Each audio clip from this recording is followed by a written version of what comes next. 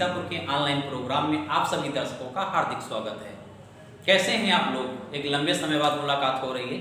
एक लंबा सेशन हुआ कि जो ज्योग्राफी चलती थी उसके बाद में अनुराग सर की क्लासेस पढ़ने लगी और उसके साथ में विकास सर की जो क्लासेस आ रही साइंस की, बहुत बेहतरीन उनकी भी क्लासेस हैं, क्योंकि वो जो एकदम फैक्ट जो चीज़ें हैं अकॉर्डिंग टू यूपीएससी यूपीपीसीएस उसी के आधार पर वो चीज़ें पढ़ा रहे हैं। बहुत बढ़िया चीज़ है, बहुत अच्छी मेहनत वो भी कर रहे हैं, अनुराग सर के माध्यम से बढ़िया चीज़ें आ रही हैं। तो इसलिए आपको बड़ा विशेष तौर से ध्यान दे के पढ़ना है। तो ये सामान्य जो हमारी जो समस्याएं हैं, यानी कोविड-19 को चलते जो समस्याएं बनी हुई हैं वो तो धीरे धीरे ख़त्म हो रही हैं। ख़त्म हो रही इन द सेंस ये है कि अब पहले से बहुत सारी चीज़ें छूट मिल चुकी है, आने जाने की भी छूटें हैं और बहुत सारी दुकानें भी खुल रही हैं, यानी माहौल धीरे धीरे सही हो रहा है। आने वाले समय में जब कोई गाइडलाइंस आएंगी उत्तर प्रदेश सरकार की, तब क्लास भी खुलेंगी, कोचिंग संस्थान भी चलेंगे।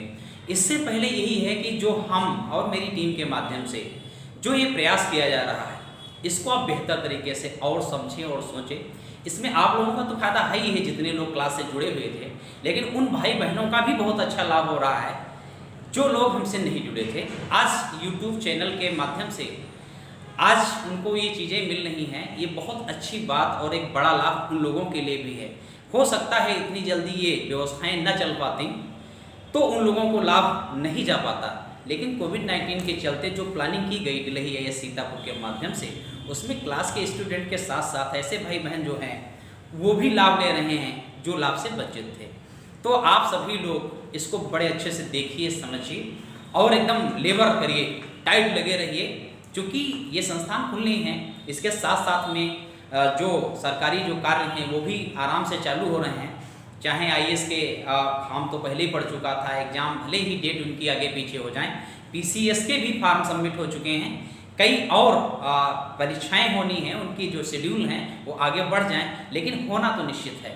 इसलिए होना तो टाइम पर और निश्चित है, तो आपकी ये जिम्मेदारी और रणनीति होनी चाहिए कि आपको लगे रहना चाहिए, आपको कंटिन्यू लगे रहना चाहिए, क्योंकि ये बहुत अच्छा समय है। इसको चाहे आप एक अपॉर्चुनिटी भी देख सकते हैं। जो विद्वान लोग होते हैं, अच्छे समझदार लोग होते हैं, वो हर स्थिति में एक अपना अवसर देखने की कोशिश करते हैं।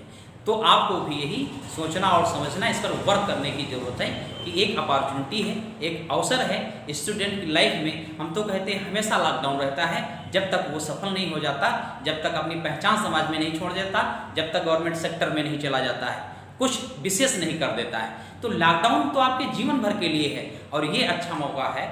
शायद शहरों से आप गाँव में हैं और वहाँ पर सारी फैसिलिटी हैं, टाइम ही टाइम है, बस ज़रूरत यही है how to maintain yourself, अपने आप को कैसे मेंटेन करना है। तो इसलिए क्लास रेगुलर देखिए, सारी क्लासें आएंगी। अनुराग सर मैथ और रीजनिंग का जो पोर्शन है CSET में कंप्लीट करेंगे।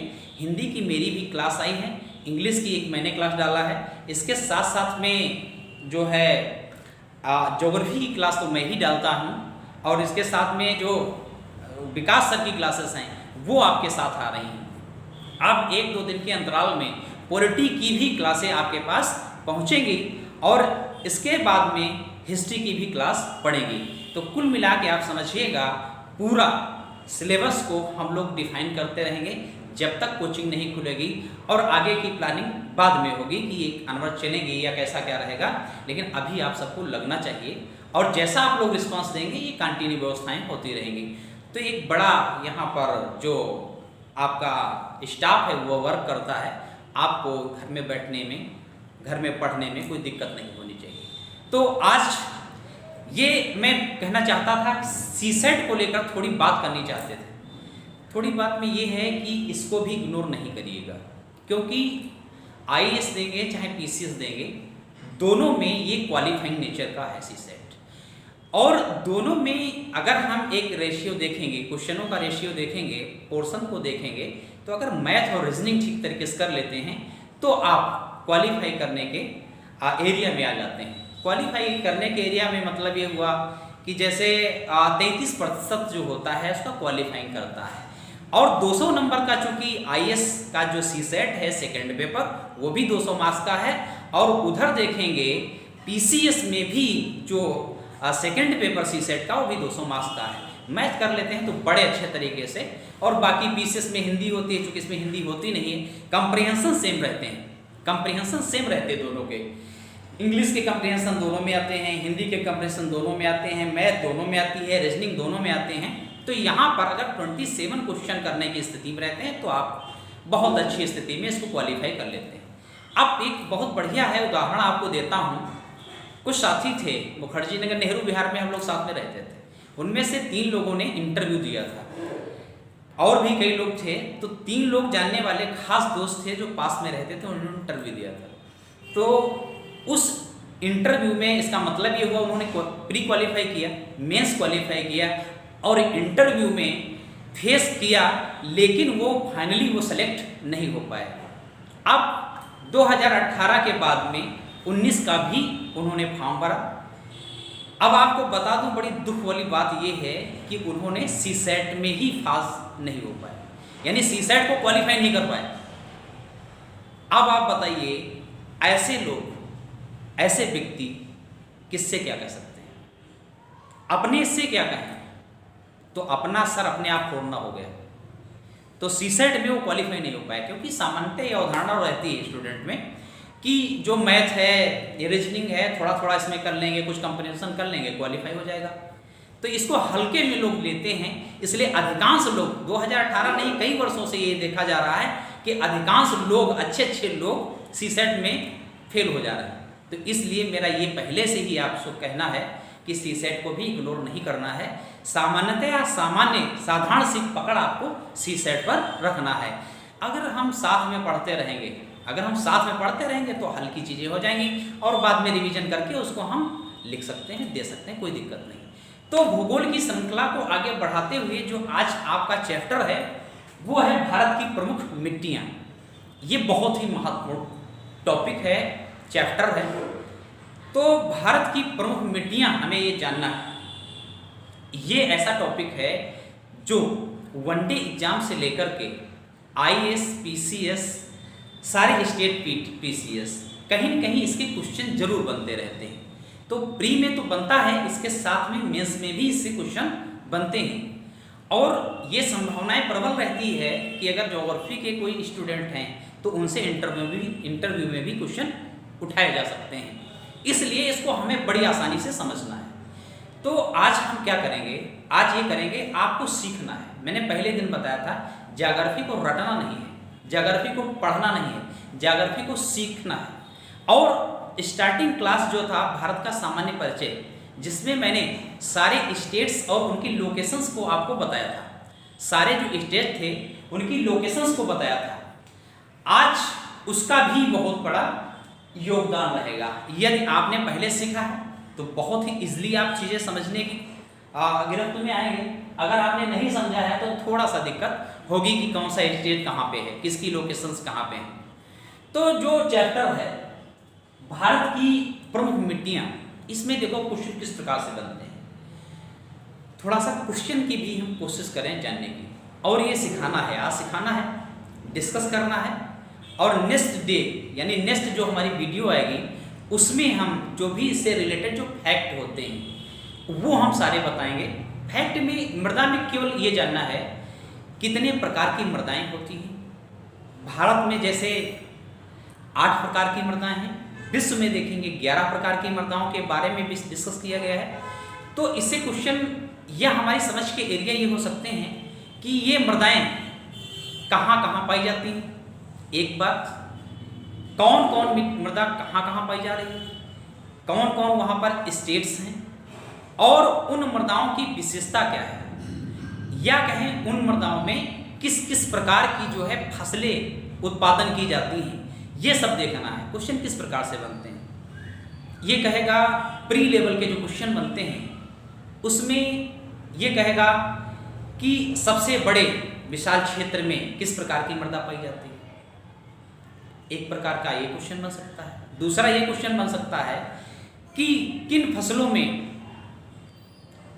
के लिए जो रेड सॉइल है ये महत्वपूर्ण होती है, ब्लैक सॉइल है ये महत्वपूर्ण होती है, एलुवियल सॉइल है ये महत्वपूर्ण होती है। ऐसे क्वेश्चन बन सकते हैं।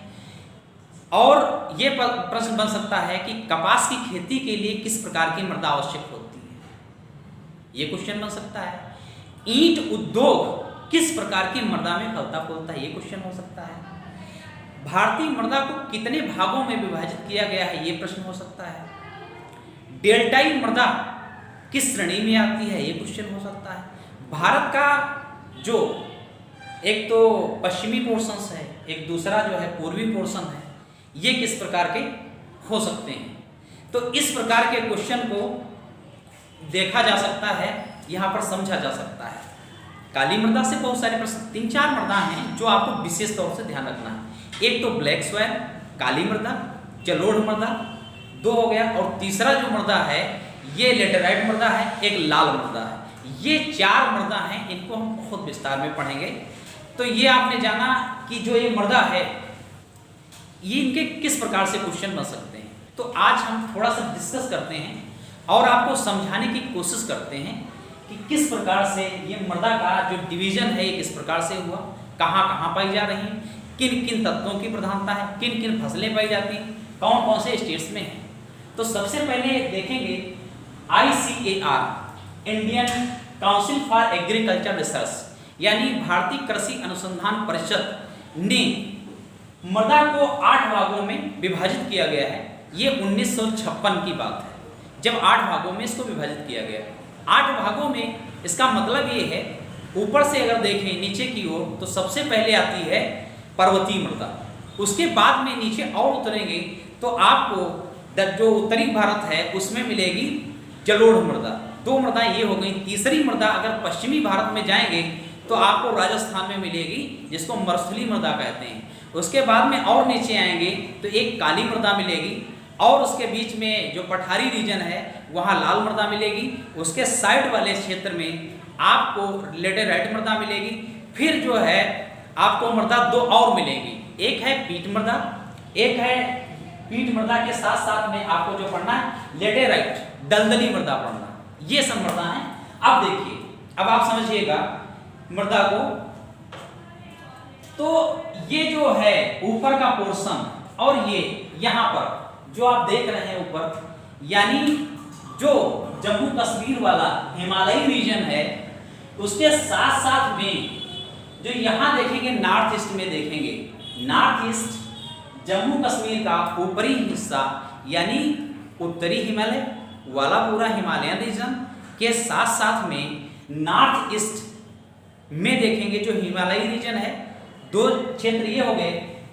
पश्चिमी घाट में जो पर्वतीय रीजन है, ये इन जगहों पर पर्वतीय मृदा मिलती है, इन जगहों पर पर्वतीय मृदा मिलती है। तो पर्वतीय मृदा की विशेषता क्या होती है? पर्वतीय मृदा ये पर्वतों के ढाल पर निर्मित होती है। पर्वतीय जो मृदा है पर्वतों के ढाल पर निर्मित होती है। ये मृदा की जो परत है ये पतली होती है, मृदा की परत जो है पतली होती है, क्योंकि ये ढाल पर निर्मित है।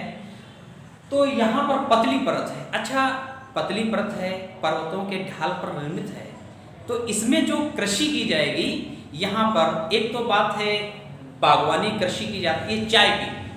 चाय के लिए जो अनुकूल दशाएं हैं वो इस प्रकार की हैं कि एक निर्धारित जो टेम्परेचर होता है, इसके साथ में एक जो स्लोप होता है, ढाल होता है, ढाल के माध्यम से वहाँ पर पानी नहीं ठहरता।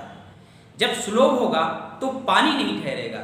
यदि पानी ठहरता है तो चाय की जो बागवानी कृषि की जाती है तो वहाँ पर उसके लिए नुकसानदायक हो जाता है, क्योंकि पानी का ठहराव भराव बनेगा, जल जमेगा, तो वहाँ पर उसकी जो चाय की जो जड़ें हैं वो सड़ने लगेंगी, इसलिए वहाँ पर वो कृषि नष्ट हो जाएगी। तो स्लोप होना चाहिए, ढाल होना चाहिए, जिससे यहाँ पर इसका विकास हो सके, इनका बहुत अच्छी तरीके से। दूसरी ये कृषि होती है बागवानी कृषि होती है। तीसरा अगर देखेंगे जैसे कॉफ़ी की भी कृषि होती है, काजू की भी कृषि होती है। तो इस प्रकार कॉफ़ी, काजू और इसके साथ साथ में आपको हमने कहा चाय की कृषि होती है। तो ये विशेषता यहाँ पर है जो पर्वतीय क्षेत्र की मृदा है, इसकी विशेषता है। इसके बाद में आएंगे तो ये पूरा उत्तर भारत, ये पूरा उत्तर भारत। तो उत्तर भारत अगर देखेंगे तो उत्तर भारत में सतलज के मैदान से लेकर यहाँ पंजाब में देखेंगे, सतलज के मैदान से लेकर पूर्व में असम, ब्रह्मपुत्र की घाटी, सतलज के मैदान से लेकर के पूर्व में असम, ब्रह्मपुत्र की घाटी तक फैला हुआ यह विशाल क्षेत्र है, ये जलोढ़ मैदान है। जलोढ़ मतलब ये होता है जल के साथ लुढ़का कर लाए गए कण, यानी ऐसी मृदा जो जल के माध्यम से जमाव हुआ है, परत दर परत इसका विकास हुआ है और इसमें खनिज तत्वों की प्रधानता है। वैसे तो बात करें तो भारतीय जो मृदा है, इंडियन जो सॉयल्स हैं, जो 8 प्रकार के सॉयल्स है, इनमें 3 चीजों की हमेशा कमी रहेगी। एक तो नाइट्रोजन, दूसरा फास्फोरस और तीसरा ह्यूमस। ये चीजें इंडियन सॉयल्स में कमी होती है।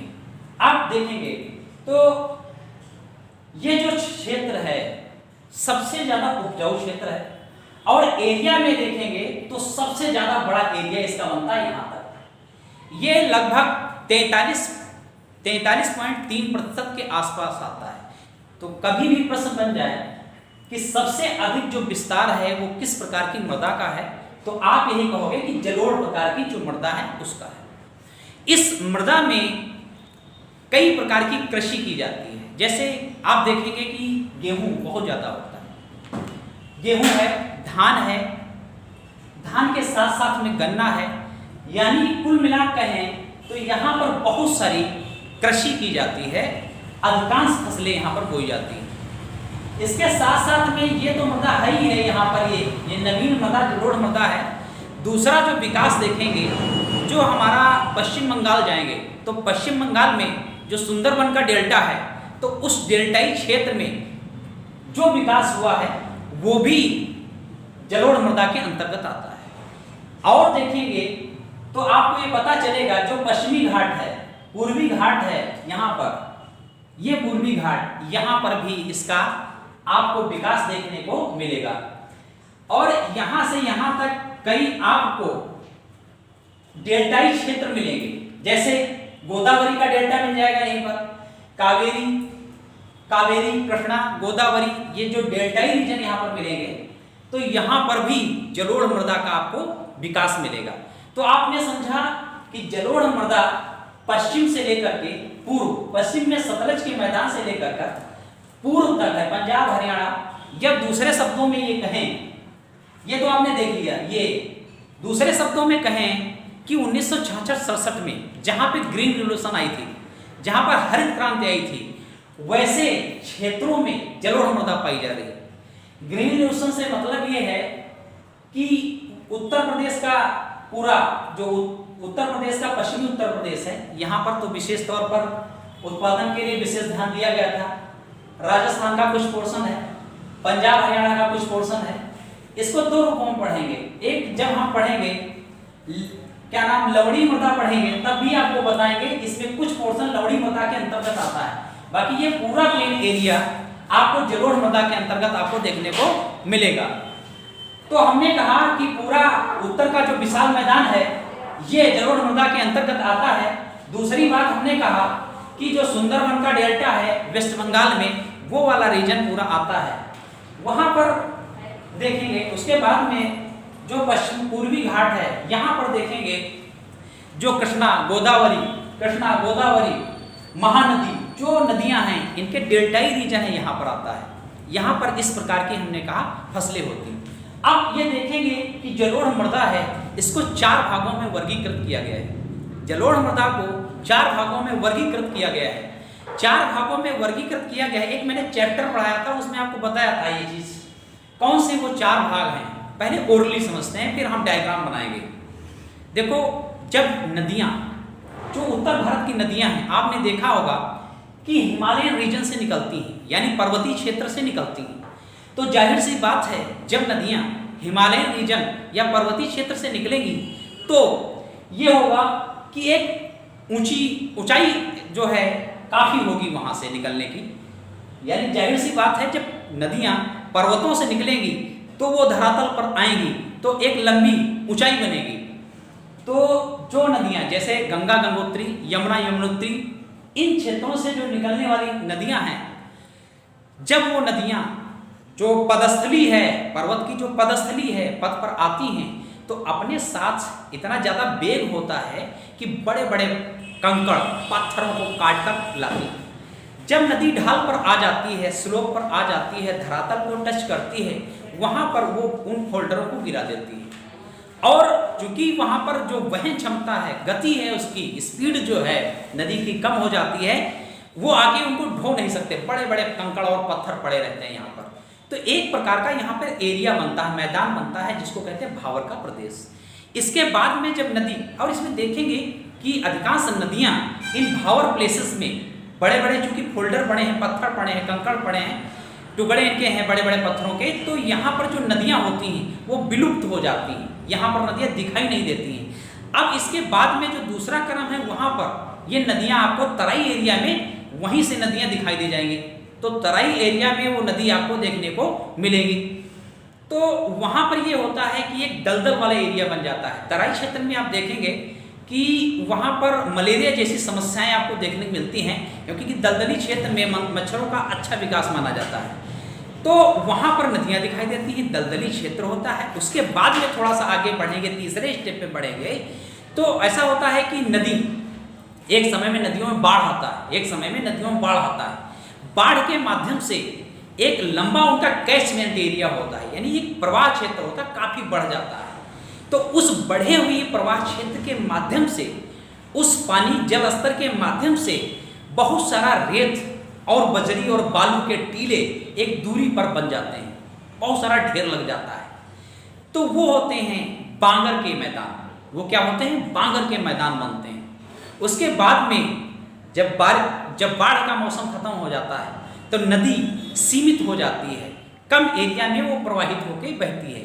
और आप जानते हैं नदी एक जो उसका प्रवाह क्षेत्र होता है, उस प्रवाह क्षेत्र से हर साल जब बाढ़ का मौसम हो या बारिश का मौसम होता है, तो बारिश के मौसम में जो उसका औसतन प्रवाह क्षेत्र है उससे हमेशा आगे की ओर आसपास एरिया को कवर करके नदी चलती है। तो उस दौरान ये होता है कि नदी के माध्यम से, पानी के माध्यम से जो पदार्थ आए हैं, जो उपजाऊ पदार्थ उनके साथ बहकर के आए हैं, तो वो भूपरपटी पर अपना जमाव करते हैं। वही पदार्थ भूपरपटी पर जमाव करते हैं, तो जमाव के माध्यम से वहाँ पर जो मृदा है वो बड़ी उर्वर हो जाती है। उससे निर्मित जो एरिया होता है, उस एरिया को कहा जाता है खादर कहा जाता है। तो हमने कहा कि जो ये यहाँ से लेकर के उत्तरी मैदान को हमने देखा, जो जलोढ़ प्रकार का मैदान है, जलोढ़ मृदा से निर्मित मैदान है, इसको 4 भागों में डिवीजन किया। एक तो भाग ये है जिसको कहते हैं भावर प्रदेश, दूसरा कहते हैं तराई प्रदेश, तीसरा कहते हैं बांगर और चौथा कहते हैं खादर।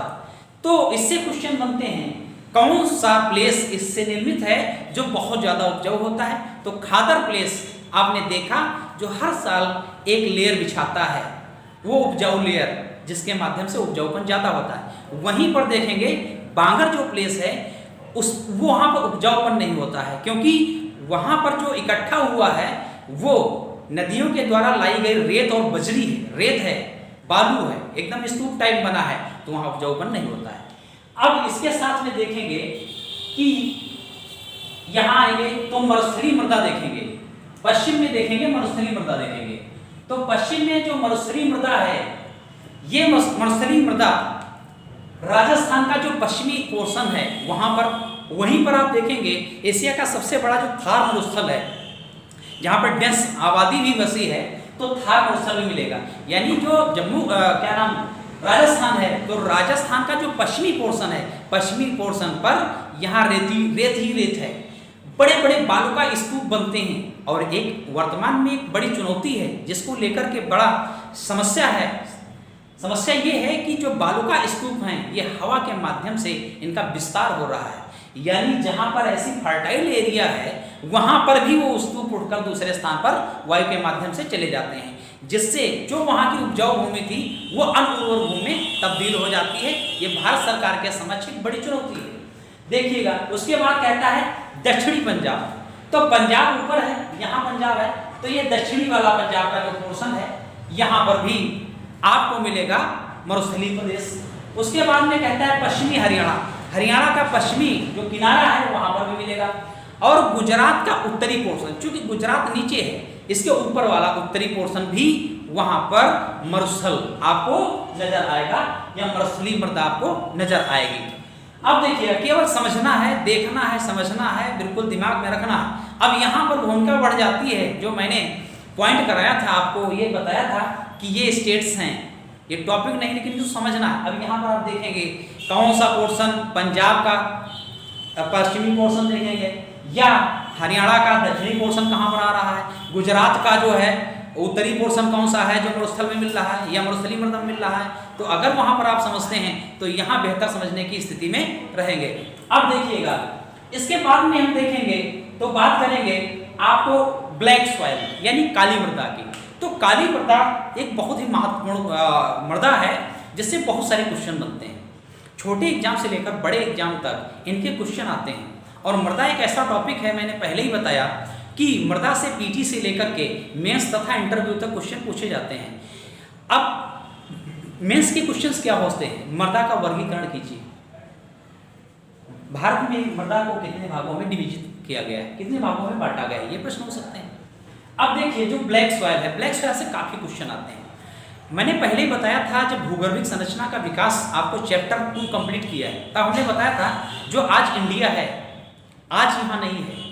जो हमारी टेक्टोनिक प्लेट्स, जो प्लेटों का खिसकाव हुआ, जिस माध्यम से जो एशिया है ऊपर की ओर बढ़ा, अफ्रीका के पोर्शन से लगा हुआ जो इंडिया था वो आगे बढ़ा। तो जो जहाँ पर आज महाराष्ट्र वाला एरिया देखते हैं, गुजरात वाला एरिया देखते हैं, वहाँ पर जो यहाँ पर ये जो चट्टान देख रहे हैं, तो यहाँ पर जो है जो ज्वालामुखी जो क्रिया हुई, ज्वालामुखी क्रिया के माध्यम से यहाँ पर बहुत सारा लावा बिखर गया और लावा की एक जो है परत बन गई, और उसी परत के टूटने फूटने से ब्लैक सॉइल का निर्माण हुआ है। उसी परत के टूटने फूटने से जो काली मृदा है वो विकसित हुई है वहाँ पर। तो भूकंप, ज्वालामुखी के माध्यम से जो दरारी उद्भेदन हुआ, उस माध्यम से बिछी हुई परतें, उनके टूटने से ब्लैक सॉइल यानी काली मृदा का विकास हुआ।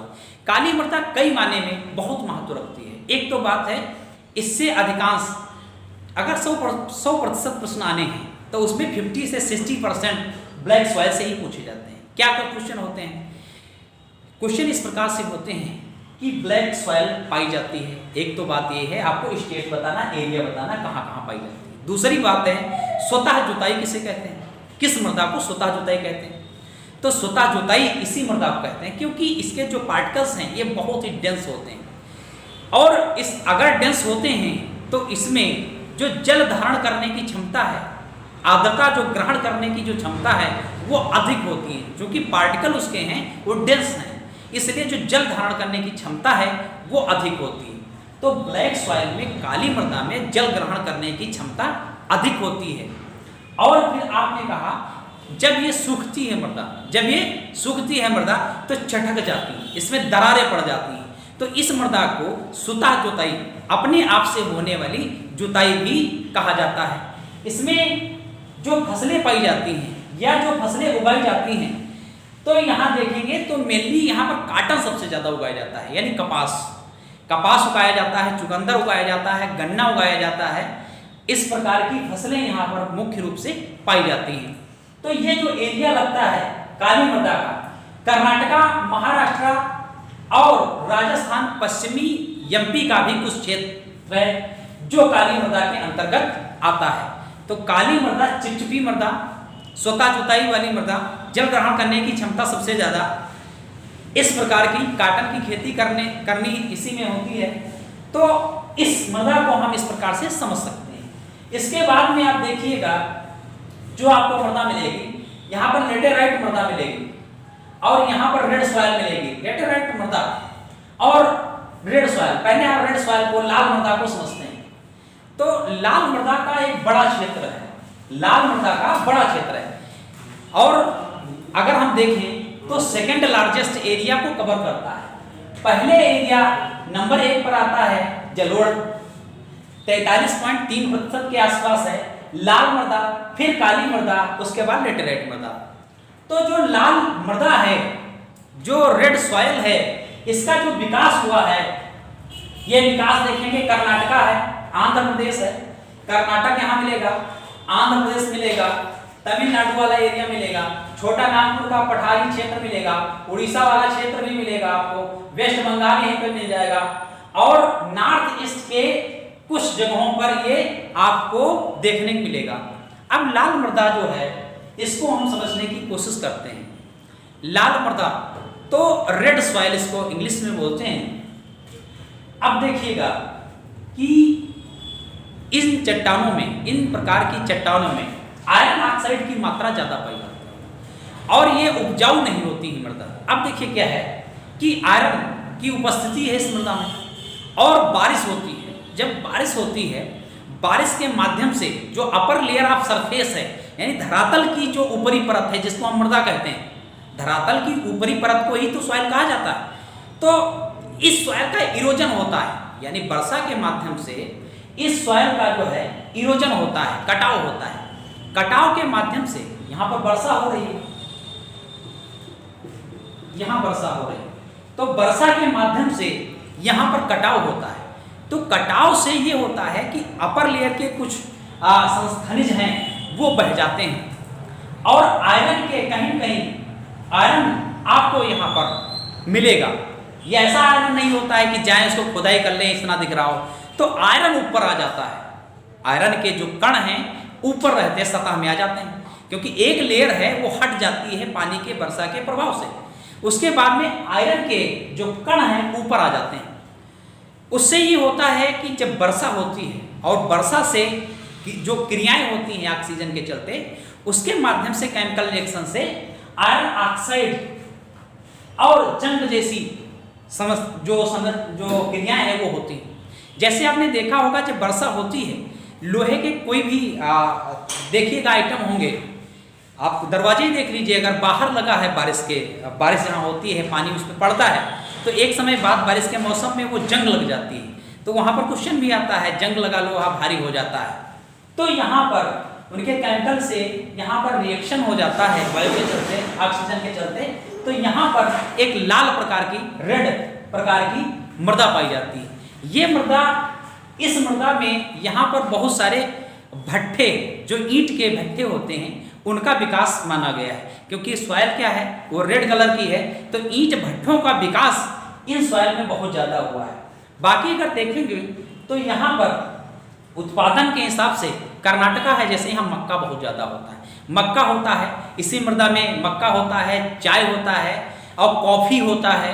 ये सब इस प्रकार की कृषि भी यहाँ पर होती, मक्का, कॉफ़ी और चाय, यहाँ पर इस प्रकार की ये कृषि की जाती है, इसमें रेड सॉइल्स में। अब अगर आपको देखना है, इसके बाद में देखना है, वो देखना है लेटेराइट मृदा। तो लेटेराइट मृदा अगर हम देखेंगे तो लेटेराइट मृदा का जो एरिया है, ये एरिया यानी पश्चिमी तट,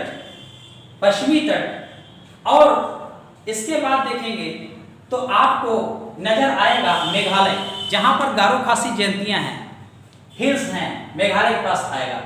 तो इसमें तो एक तो बात हो गई, ये पाई जा रही है कर्नाटका, केरला यानी पश्चिमी घाट। उसके बाद में उड़ीसा देखेंगे, यहाँ उड़ीसा है, आंध्र प्रदेश तक, ये जो है संरचना, ये पाई जा रही मृदा की संरचना। तो लेटेराइट मृदा उन स्थानों पर पाई जाती है, उन क्षेत्रों पर पाई जाती है जहां पर 200 सेंटीमीटर से अधिक वर्षा होती है। तो 200 सेंटीमीटर से अधिक वर्षा होती है, वहां पर इस प्रकार की मृदा का निर्माण होता है। पश्चिमी घाट, और पश्चिमी घाट पे 1 जून को केरला के तट पर मानसून आता है। 1 जून के आसपास में देखेंगे तो केरला के तट पर मानसून आता है। तो जाहिर सी बात है कि पश्चिमी तट पर जो वर्षा है उसकी मात्रा अधिक होगी। तो इसीलिए जो पश्चिमी घाट है, पश्चिमी तट है, इसमें कर्नाटका हो चाहे केरल हो, इन जगहों पर 200 सेंटीमीटर से प्लस वर्षा पाई जाती है। उससे वर्षा से यहाँ पर आपको जो मृदा है, ये मृदा लेटेराइट प्रकार की मृदा मिलती है। उड़ीसा और पश्चिम बंगाल वाला एरिया, उड़ीसा या पश्चिमी तट की, पूर्वी तट की बात करें तो पूर्वी तट पर आपको ये देखना होगा सबसे अधिक जो चक्रवाती वर्षा होती है वो आपको मिलेगी पूर्वी घाट पर मिलेगी। जो चक्रवाती वर्षा देखेंगे वो पूर्वी घाट पर मिलेगी। और इसके साथ साथ में आप देखेंगे जो भारतीय मानसून है, जो भारतीय मानसून है वो एक तो इंडियन ओशियन से आता है, ये केरला के तट से ऊपर की ओर बढ़ता है, ये ऊपर की ओर बढ़ता है। यही मानसून उत्तर प्रदेश में आते आते 21 जून लगभग लग जाता है। कभी कभी ऐसा होता है लानिना और अल एनिना जो 4 साल बाद जो प्रभाव होता है, उस प्रभाव के चलते कभी कभी ये मानसून आने का जो टाइम है आगे पीछे होता रहता है, और कभी कभी बाढ़ और कभी कभी सूखा दोनों परिघटनाएं होती रहती हैं। लेकिन सामान्यतः ये माना जाता है 1 जून के आसपास केरला के तट पर मानसून आ जाता है। यही मानसून ऊपर की ओर बढ़ता है, जिसको यूपी में आते आते 21 जून के आसपास हो जाता है। तो ये दक्षिण पश्चिम मानसून जिसके माध्यम से होने वाली वर्षा, एक शाखा इसी की शाखा इंडियन ओशन से होते हुए इधर पूर्वी घाट पे आ जाती है, जो पश्चिम बंगाल से होते हुए यूपी की ओर बढ़ती है, ऊपर की ओर बढ़ती है। तो इससे भी होने वाला जो वर्षा है यहाँ आपको उड़ीसा, वेस्ट बंगाल इधर मिलेगा, ये मिलेगा। तो वर्षा की मात्रा यहाँ पर सबसे ज्यादा आपको दिख रही है इस पोर्शन में। इसके बाद में देखेंगे जो मेघालय वाला एरिया है, क्या है, मेघालय वाला एरिया है, मेघालय वाला एरिया है। तो इस एरिया में शिलांग कहाँ, मेघालय के आसपास देखिएगा। तो शिलांग के आसपास यहाँ पर गारो खासी जयंतिया पहाड़ियां हैं। तो यहीं पे आसपास आप देखेंगे मेघालय में मासिक नाम तो आप जानती हैं कि मासिक नाम में 11,033 मिलीमीटर वर्षा होती है। तो यानी वर्ल्ड का लार्जेस्ट रेनफॉल यहीं पर होती है, खासी पहाड़ी पर मासिक नाम बसा, गारो खासी जयंतियां 3 पहाड़ियां हैं उसी पर। तो आप देखेंगे यहाँ पर भी जो वर्षा है ये बहुत ज्यादा होती है। तो वर्षा यहाँ पर ज्यादा होती है, 200 सेंटीमीटर प्लस वर्षा यहाँ पर होती है, यहाँ पर अधिक वर्षा होती है, और नॉर्थ ईस्ट पर यहाँ पर अधिक वर्षा होती है। इसलिए वर्षा के प्रभाव के चलते यहाँ पर इस प्रकार की मृदा आपको, यानी लेटेराइट प्रकार की मृदा यहाँ पर आपको मिलेगी। तो जलवायु प्रभाव यहाँ पर आपको देखने को मिलता होगा। तो जो मैं वर्षा की बात कर रहा था, थोड़ा एक बार और समझ लीजिएगा। जो दक्षिण पश्चिम का मानसून आता है उसकी एक शाखा तो केरला के आसपास आकर ऊपर बढ़ती है, ऊपर की ओर बढ़ती है। दूसरी शाखा यहाँ से आती है, ये पूर्वी घाट है, इसके ऊपर वेस्ट बंगाल के आसपास से ऊपर की ओर इंडिया में वर्षा कराता है। ये दो तरीके हैं। और तीसरा तरीका जो है वो चक्रवाती वर्षा आपको बताया, जिससे सबसे ज्यादा पूर्वी घाट पर वर्षा होती है। इसके बाद में अगर आप देखोगे वर्षा को ही समझें तो जो पश्चिमी विक्षोभ जो जाड़ों में वक्त वर्षा होती है, पंजाब, हरियाणा, उत्तर प्रदेश के जो राज्य हैं वो प्रभावित होते हैं उस वर्षा से। इसके साथ साथ में अगर देखो तो यहाँ पर जो पहाड़ी रीजन है, तो यहाँ चक्रवात से उठने वाली वर्षा यहाँ पर आपको नॉर्थ ईस्ट में भी देखने को मिलेगी। तो ये वर्षा की जो मात्रा है, जो कारक हैं, वो अलग तरीके के हैं। जब वर्षा पढ़ाएंगे तब आपको बताएंगे। अब देखिए, अब ये हमने वर्षा को इस प्रकार से बता दिया। अब काली मृदा बता, लेटेराइट ये हो गई। इसके बाद में एक आपको मिलेगा पीच तथा दलदली मृदा। पीच तथा दलदली मृदा के बारे में समझना है, इससे भी कुछ क्वेश्चन आते हैं। अच्छा, पीच तथा दलदली मृदा, पीच जहां पर पानी का भराव हो जाता है, जिन जगहों पर जैसे देखेंगे केरला के आसपास, तमिलनाडु के आसपास, जब पानी का जहां भराव हो वहां पीच। अच्छा, पीच में क्या है, इस प्रकार की जो मृदा है इसमें वनस्पतियों के सड़ गल जाते हैं, वनस्पतियां अधिकांश सड़ गल जाती हैं। तो इसमें सबसे ज्यादा आप देखोगे ह्यूमस की मात्रा पाई जाती है, लगभग 45 से 50% पीच में पाई जाएगी। और ये पीच मृदा को पीली मृदा भी कहा जाता है। तो इसके साथ साथ में जो ये पीच मृदा है या दलदली मृदा है, तो दलदली मृदा को देखना होगा। तो दलदली मृदा को जब देखना होगा तो हम जाएंगे जो सुंदरवन का डेल्टा है, तो डेल्टाई जो रीजन है वहां पर भी इसको हम देख सकते हैं। जहां जहां पानी के भराव होते हैं वैसे वैसे जो स्थान है वहां पर आपको ये दलदली मृदा मिलेगी। तो दलदली मृदा में ये है कि वहां पर पानी का स्टोरेज ऐसा है। और दलदल जहां पर होगा, एक चीज आपको बता दूं, कभी आ जाएगा क्वेश्चन में पूछ लेता है, यहाँ पर मीथेन जो गैस है ये अधिक पाई जाती है। तो पानी के जो स्टोरेज हैं, जो डेल्टाई रीजन है, जहां पर गंगा और ब्रह्मपुत्र का डेल्टा बना है, यहाँ पर इस मृदा में जो दलदली मृदा है, यहाँ पर आप देखेंगे तो मैंग्रोव वनस्पति का बहुत विकास हुआ है। मैंग्रोव वनस्पति का बहुत ज्यादा विकास हुआ है, जो इन्वायरमेंट के लिहाज से देखें ये बहुत ही महत्वपूर्ण होता है। जो इस समय बर्निंग इशू हैं उनमें एक सहायक कारक का काम करता है। एक बार 2011 में आईएएस का क्वेश्चन बना, इसी से बना, क्या कहते हैं कि जो मैंग्रोव वनस्पति है ये किस प्रकार की वनस्पति होती है और ये बाढ़ में किस प्रकार से बाढ़ को नियंत्रित करता है। तो ये जो मैंग्रोव वनस्पति है, ये बंगाल की खाड़ी वाला जो रीजन है, इसके बगल में सुंदरबन का जो डेल्टा है, यहाँ पर एक लाइन से, एक बिल्कुल लाइन से ये खड़े हुए हैं झाड़ी टाइप में। तो घने घनी वनस्पतियाँ हैं, घनी घनी वनस्पतियाँ हैं, झाड़ीनुमा वनस्पतियाँ हैं, जिसके माध्यम से ये होता है कि आपने देखा कि अनवरत जैसे जो बाढ़ है, कभी कभी सुनामी जैसे हैं, 2004 में उड़ीसा में देखेंगे, चाहे भुज में देखेंगे, तो उन जगहों पर ये होता है कि ये बाढ़ को भी नियंत्रित करते हैं, सुनामी को भी नियंत्रित करते हैं, क्योंकि उससे आगे पानी नहीं जा पाता है। उन सुंदरबन की एक लाइन जो है, एक जो डेंसिटी है उनकी, उससे टकराकर पीछे हटते हैं, तो बाढ़ को भी नियंत्रित करते हैं। प्लस जो एनवायरनमेंट है, इसको तो पोल्यूशन से बचाते हैं, एयर फ्रेश तो देते ही देते हैं, तो बहुत सारे इसके फैक्टर हैं। तो दलदल की बात करेंगे तो ये बताए, इसके साथ साथ अगर जाओगे, अगर गुजरात आप चले जाइए, गुजरात का जो कच्छ का रीजन है, जहाँ पर बहुत ज़्यादा गधे पाए जाते हैं, तो उस गधे वाले एरिया में, यानी जो गुजरात का कच्छ वाला क्षेत्र है, वहाँ पर एक बड़ा सा आपको दलदल मिलेगा। तो उस दलदल में भी इस प्रकार की दलदली मृदा का विकास हुआ है। तो इसके साथ यहाँ भी आपको मैंग्रोव वनस्पति पाई जाएगी। तो ये जो रीजन है आपको देखने को मिलेंगे कि इन जगहों पर ये लेटेराइट के बाद दलदली मृदा का विकास हुआ है। इसके बाद लवणी एवं क्षारीय मृदा को देखेंगे। ये बहुत बड़ा बर्निंग इशू है और एक बड़ी चुनौती है भारत सरकार की, जो लिखा है लवणी एवं क्षारीय मृदा। अब ये लवणी प्रकृति से लवणी नहीं थी, इसको लवणी बनाया गया है कुछ चीजों को चलते। क्या ऐसी परिस्थितियां थी जो मृदा लवणी और क्षारीय हुई? देखिए, जो लवणी और क्षारीय मृदा का विकास है, इसका हम देखें तो आपको पहले बता दूं कि 1966 में जो ग्रीन रिवोल्यूशन आई, जो हरित क्रांति आई, उस हरित क्रांति में जो एरिया कवर किए गए, यानी उस ग्रीन रिवोल्यूशन में जिन एरियाओं को प्रमोट किया गया, जहां पर कृषि की गई, वही क्षेत्र आते हैं। उसमें ऐसा क्या हुआ कि वहां पर लवणी एवं क्षारीय मृदा का विकास हुआ। लवणी क्षारीय मृदा से तात्पर्य ये है कि उन जगहों पर सिंचाई बहुत अधिक हुई, क्योंकि जो ग्रीन रिवोल्यूशन थी, मेन रूप से उन्नत किस्म के बीजों पर विशेष तौर से ध्यान दिया, उत्तम किस्म के बीज तथा फर्टिलाइजर जो उर्वर थे। तो उत्तम किस्म के बीज यानी अच्छी नस्ल के बीज और फर्टिलाइजर्स जो रासायनिक उर्वरक थे, दोनों पर फोकस किया गया उत्पादन को बढ़ाने के लिए। तो यह है कि ये दोनों, इन दोनों की आवश्यकता बढ़ जाती है अधिक जल को ग्रहण करने की।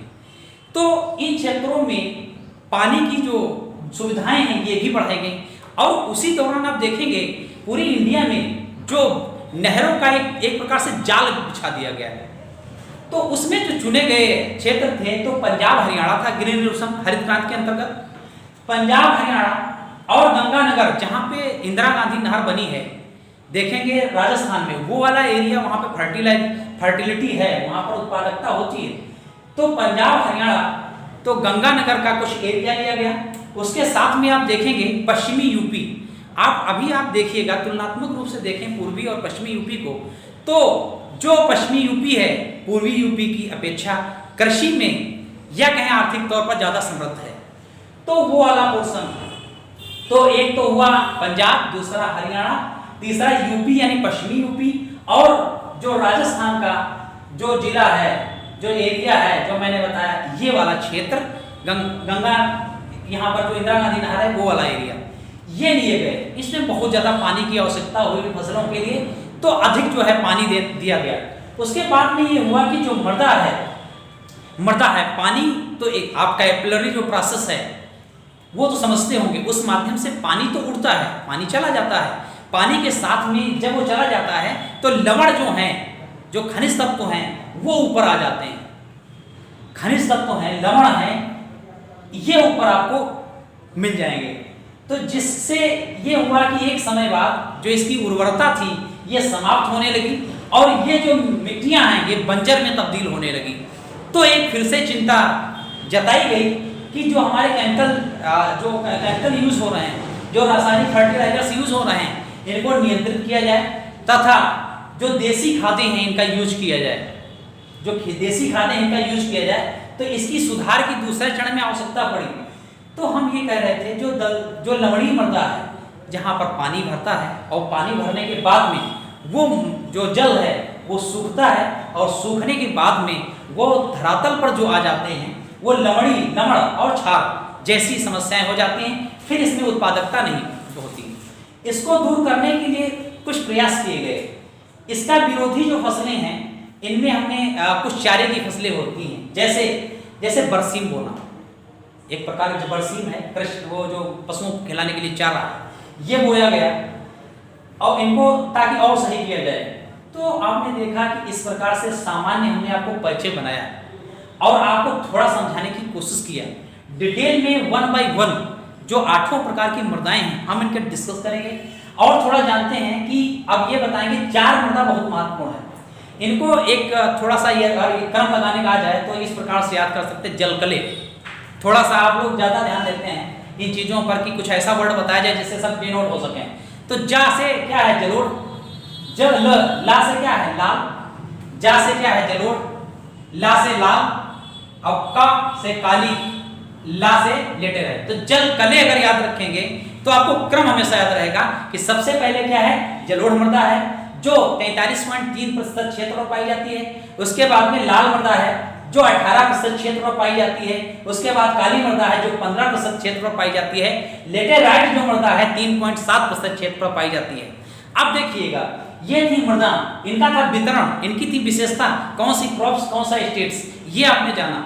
अब इसके साथ साथ में देखिएगा थोड़ा मृदा जो है इससे संबंधित कुछ चुनौतियां, मृदा हमारी नष्ट हो रही है, मृदा से संबंधित कुछ चुनौतियां हैं। तो चुनौतियां इस प्रकार से हैं, इनको हम देख सकते हैं कि जो मृदा है इसमें सबसे बड़ी समस्या है कि निर्वनीकरण।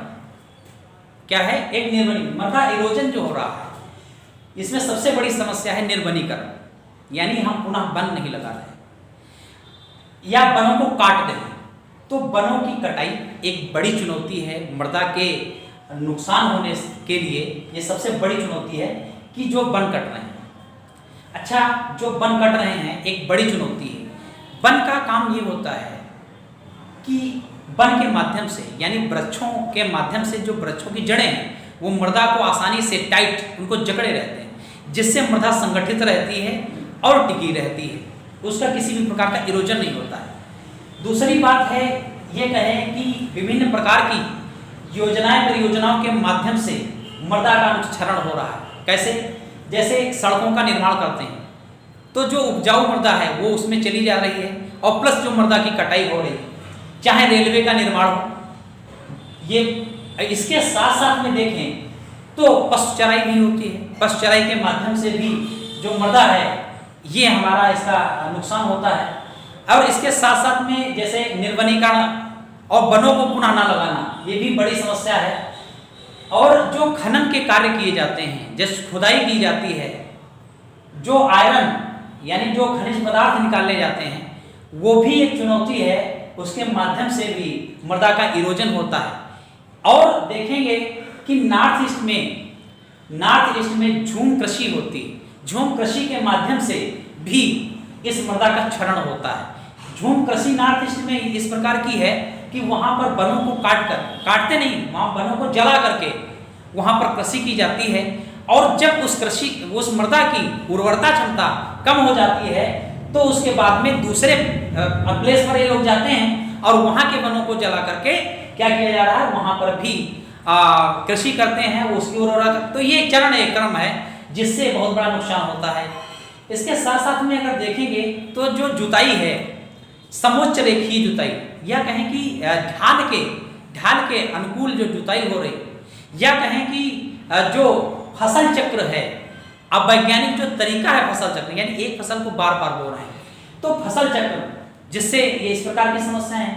पशु चराई है और जो मेड़बंदी होती है वो उसका अभाव है। तो कई प्रकार की जो समस्याएं हैं यहाँ पर हम देखते हैं जिसके कारण मृदा का इरोजन, मृदा का कटाव होता है। अगर इन्हीं सब पर हम कंट्रोल कर लें तो इन समस्याओं से निजात पाया जा सकता है।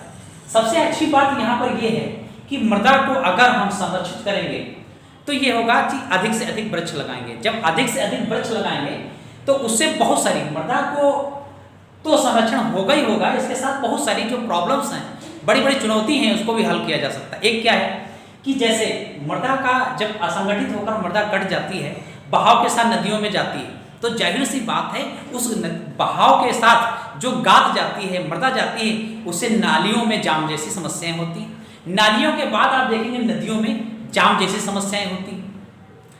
उनसे जो बड़ी समस्या बनती, बाढ़ जैसी समस्या बनती। अगर हम इसका संरक्षण करें, वनों को लगाएं, तो इस बाढ़ जैसी समस्या से भी निजात पा सकते हैं। एक ये तरीका है। और दूसरी बात ये है कि जो सूखा जैसी समस्या है, इसी के दूसरी समस्या को हल हम कर सकते हैं अगर वृक्षों को लगाएं, मृदा को सुरक्षित करें। सूखा जैसी समस्याओं में ये है कि अगर हम वृक्षों को लगाते हैं तो जाहिर सी बात है जो वर्षा होगी वृक्षों के माध्यम से, जड़ों के माध्यम से एक जलस्तर को मेंटेन करेगी, एक जलस्तर को मेंटेन करेगी।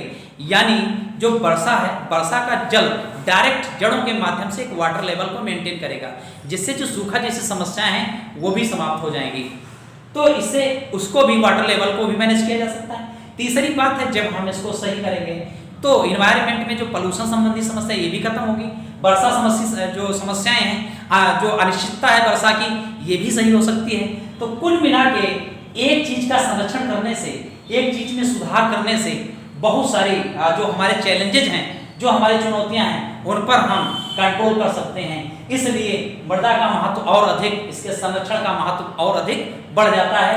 तो आज की क्लास में मैंने आपको बताया कि किस प्रकार से मृदा का महत्व है, कहाँ कहाँ पर पाई जाती है, इनका वितरण किन राज्य में पाई जाती है, कौन सी फसलें हैं और इनकी जो चुनौती है के लिए क्या है, ये सब बताया। कल जो नेक्स्ट जो क्लास हमारी आएगी, आज इसको समझिए, एक बार दो बार इस वीडियो को बड़े अच्छे से देखिए। उसके बाद में कल मैं फैक्ट के साथ बहुत सारी चीजें आपको लिखा दूंगा। उसके बाद में ये लगभग 3 पार्ट में होगा। उसके बाद में पूरी तरह से क्लियर हो जाएगा। धन्यवाद।